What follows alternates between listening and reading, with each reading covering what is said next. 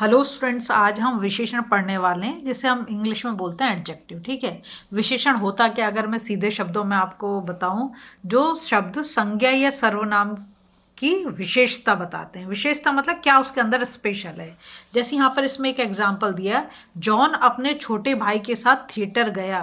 यहाँ के भाई की विशेषता, भाई क्या है? छोटा। ठीक है। किससे रिलेटेड? साइज से हो गया। अमित की कुछ पुस्तकें खो गई। कितनी ये नहीं पता, कुछ। ठीक है। नंबर नहीं आ रहा, लेकिन ये तो पता है कि नंबर ही होगा। ये धूप में लाल वस्त्र शरीर को हानि पहुंचाते हैं। क्या वस्त्र की विशेषता बता दी, कैसे हैं? लाल कलर बता दिया। ठीक है। 3 छात्रों को इनाम दिया गया, तो यहाँ नंबर बता दिया। तो अगर कोई नंबर आ जाए या साइज या शेप या कलर, जो भी अगर ऐसी कोई चीज आ रही है संज्ञा या सर्वनाम शब्द से पहले, तो उसे हम क्या बोल देते हैं? विशेषण। जैसे यहाँ लिखा, सुरेश ने सुंदर लेख लिखा, तो ये उसका गुण हो गया। कैसा लिखा है? सुंदर लिखा है ना। यहाँ लिखा, शीला ने 2 किलो चीनी खरीदी। ये क्या हो गई? क्वांटिटी हो गई। कितनी लिए? 2 किलो चीनी खरीदी। ठीक है। अब आया, संज्ञा और सर्वनाम शब्दों की विशेषता बताने वाले शब्दों को विशेषण कहते हैं। जैसे मैंने आपको पहले बताया, संज्ञा आपको पता है, किसी भी नेमिंग वर्ड को हम संज्ञा बोल देते हैं, मतलब किसी का भी नाम। और सर्वनाम, सर्वनाम वो शब्द होते हैं जो संज्ञा के स्थान पर प्रयोग होते हैं। संज्ञा बोले तो इंग्लिश में नाउन, और सर्वनाम बोले तो प्रोनाउन। ठीक है। अब हम आते हैं आगे। विशेषण शब्दों के द्वारा ही हम किसी व्यक्ति मतलब इंसान, वस्तु मतलब चीज, स्थान मतलब जगह आदि की विशेषताओं का वर्णन कर सकते हैं। विशेषण जिन संज्ञा या सर्वनाम शब्दों की विशेषता बताते हैं उसे विशेष कहा जाता है। ये क्वेश्चन बहुत पूछा जाता है। सेंटेंस दे देंगे और उसमें पूछेंगे, बताओ उसमें विशेषण क्या है और विशेष क्या है। बहुत ईजी है, देखो आज तुम समझ जाओगे। लिखा है, दिल्ली ऐतिहासिक नगर है। अगर आप इसमें देखो, नगर, नगर तो क्या हो गया? संज्ञा हो गया, जातिवाचक संज्ञा हो गया।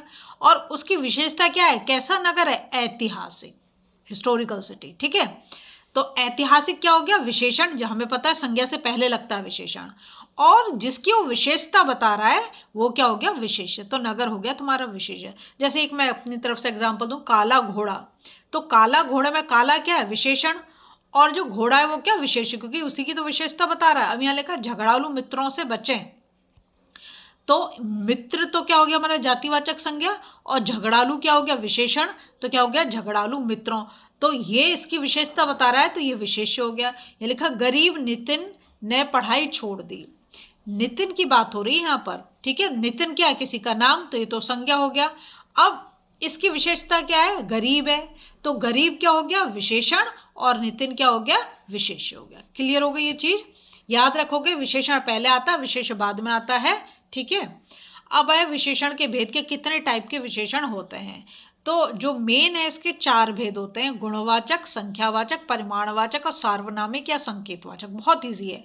गुण का मतलब है, मतलब उसकी कोई क्वालिटी बताए, या उसके अंदर कोई कमी है वो बताए, उसका रंग बताए, या अवस्था बताए, या आकार बताए, या स्थान देश बताए, या समय काल बताए, या स्वाद बताए, या स्पर्श बताए। तो हम उसको डालेंगे गुणवाचक में, जिसे बोलते हैं क्वालिटेटिव एडजेक्टिव। ठीक है। क्वालिटी बता रहा है। संख्या, जैसे कि इसका नाम लिख रखा, संख्यावाचक। संख्या का मतलब उसमें नंबर आएगा। क्या आएगा? नंबर आएगा।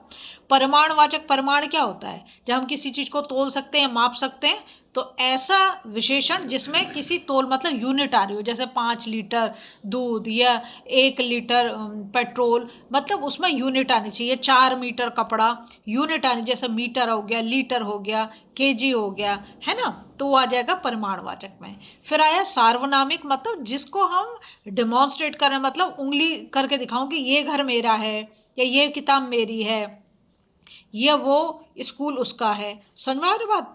देखो अभी मैं इसको और क्लियर करती हूँ आपको। अभी तो मैंने आपको समझा दिया कि क्या क्या है। गुणवाचक विशेषण क्या बोलते हैं? Qualitative adjective.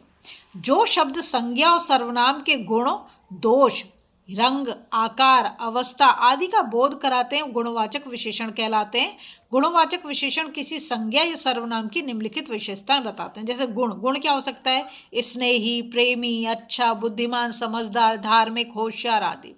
दोष क्या हो सकता है? मूर्ख है, बड़ा आलसी है, बुरा, दुष्ट, बेईमान, कायर, अभिमानी, धूर्त। ठीक है, आदि। रंग, कोई भी कलर आ सकता है, काला, गोरा, हरा, पीला, नीला, सफेद, भूरा, लाल, गुलाबी, कोई भी कलर। ठीक है। अवस्था का मतलब है कुछ स्वस्थ है, कैसी स्टेट में, स्वस्थ है, रोगी है, दुबला है कि पतला है, गरीब है, अमीर है, सूखा है कि गीला है। आकार के लंबा है, चौड़ा है, गोल है, चपटा है, चौरस है, तिकोना है, सीधा है, टेढ़ा है। ये हो गया शेप। फिर आया स्थान देश, जैसे पश्चिमी, पूर्वी, बंगाली, मद्रासी, नेपाली, चीनी, जापानी। समय और काल, जैसे प्रातःकालीन मतलब सुबह सुबह, साप्ताहिक मतलब वीकली, वार्षिक मतलब एनुअल, दैनिक मतलब डेली, प्राचीन जो एंशियंट टाइम से, वो आगामी मतलब आने वाला, ठीक है। स्वाद का मतलब खट्टा हो सकता है, मीठा हो सकता है, तीखा, कड़वा, मधुर, नमकीन।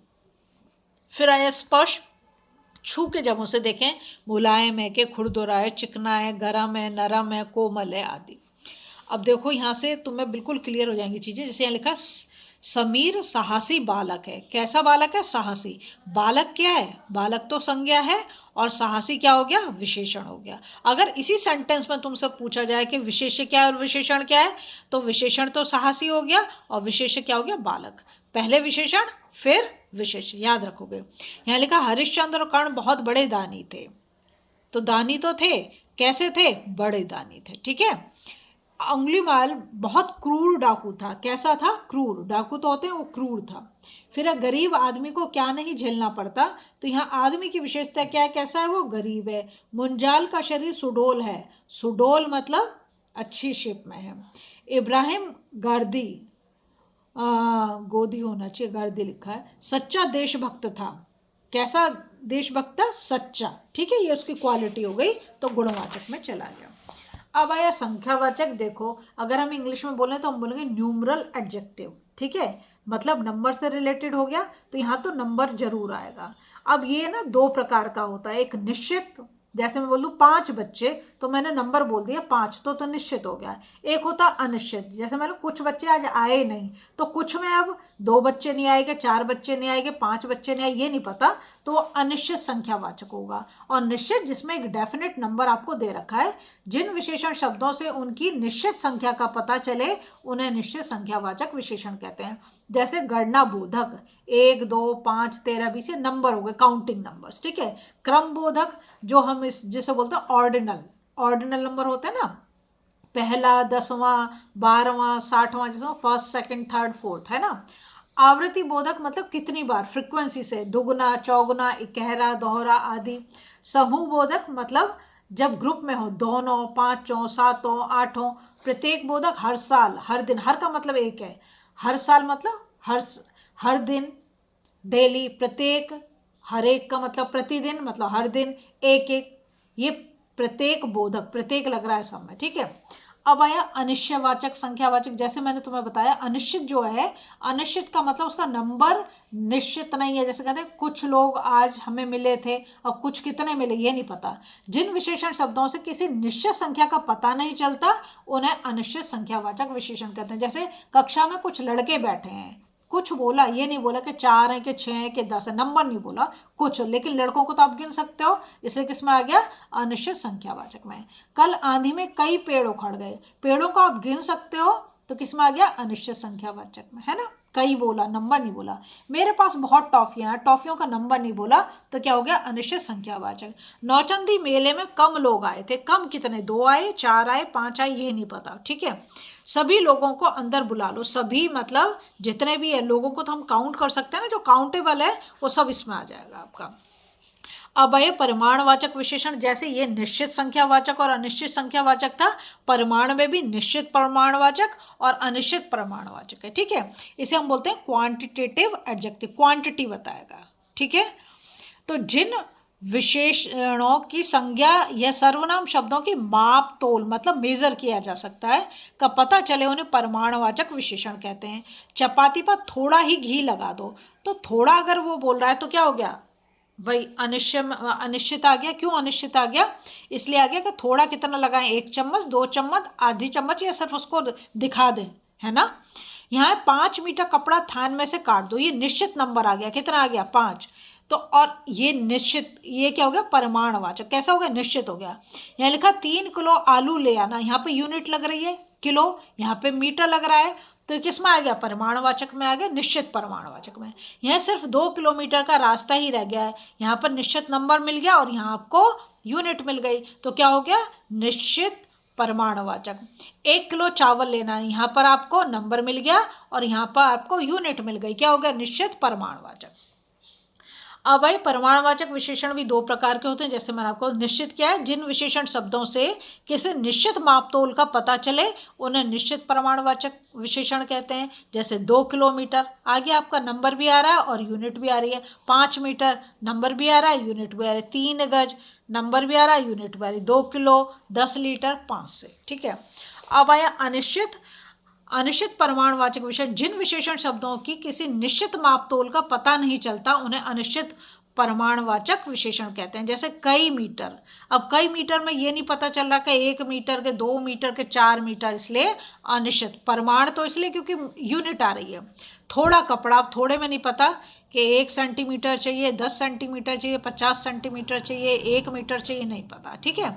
बहुत अनाज, बहुत कितना, यूनिट नहीं, ठीक है। काफ़ी दूध, काफ़ी से पता नहीं चल रहा है 1 लीटर, 2 लीटर, कई लीटर। अब आए संख्यावाचक और परिमाणवाचक विशेषण में अंतर, बहुत ही इंपॉर्टेंट है। तो संख्यावाचक विशेषण उन संज्ञाओं के साथ आते हैं जिन्हें गिना जा सकता है, मतलब जो काउंटेबल है, ठीक है, जिनको हम गिन सकते हैं। जैसे कि मैं तुमसे कहूँ कि आज तुम्हारी कक्षा में कितने बच्चे थे, तुम गिन के बता सकते हो, तो क्या हो गया, संख्यावाचक विशेषण, ठीक है। इस कक्षा में 40 बच्चे पढ़ते हैं, तो 40 जो नंबर आ गया हमारा, तो ये संख्यावाचक हो गया, ठीक है। जहां बच्चे गिने जा सकते हैं इसलिए 40 संख्यावाचक विशेषण है।